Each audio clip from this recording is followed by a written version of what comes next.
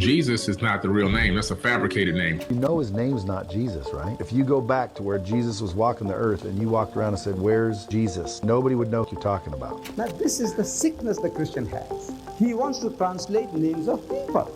Most Christians don't even know that Jesus spoke Aramaic. Now, the language is a Semitic language. The Semitic languages are Hebrew, Arabic, and Aramaic. So Jesus is an English translation of a Latin translation, of a Greek translation, of a Hebrew translation, of an Aramaic name.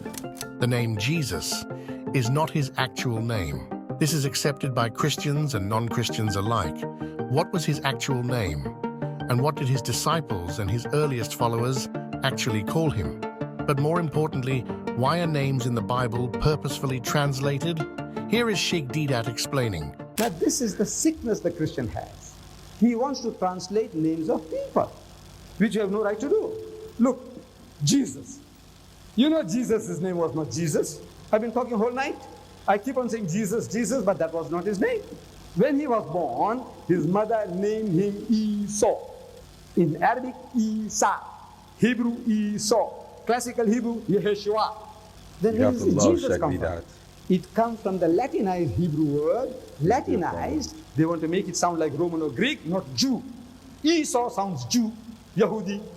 They don't want the God to be a Jew. They want him to look more like a Roman or a Greek. So they changed it to Jesus. As far as we know, Syriac Christians still use a liturgical language in their church services that would have been essentially the same type of Aramaic that was spoken in first century Palestine. And when we hear them pronounce the name of Jesus, it's not pronounced Yeshua, but it's pronounced Isho.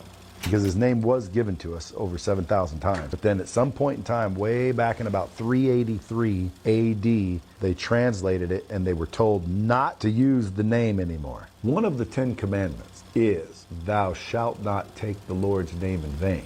After Jesus left the earth, they would finally start writing the New Testament. Naturally, they wrote it in the most popular language, which was Greek. But because of this, the name Yeshua would actually end up getting changed.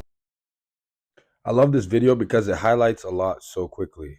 But a couple of things is, it's just like even with the languages, I've heard a lot of people that will tell me, "Oh, Allah, Allah, who's the, like, what, you guys worship Allah, who's that?" Blah, blah. When people talk like that, it's terrifying because you're talking about the same God that Jesus was worshiping. You're worshiping Jesus, but the God that he was worshiping in his language, it was Elo, Elo, and Elo, Allah. It sounds very similar. Why? Because it's so you're basically sitting there playing with God's name. It's so terrifying. But I mean, I love this video, man.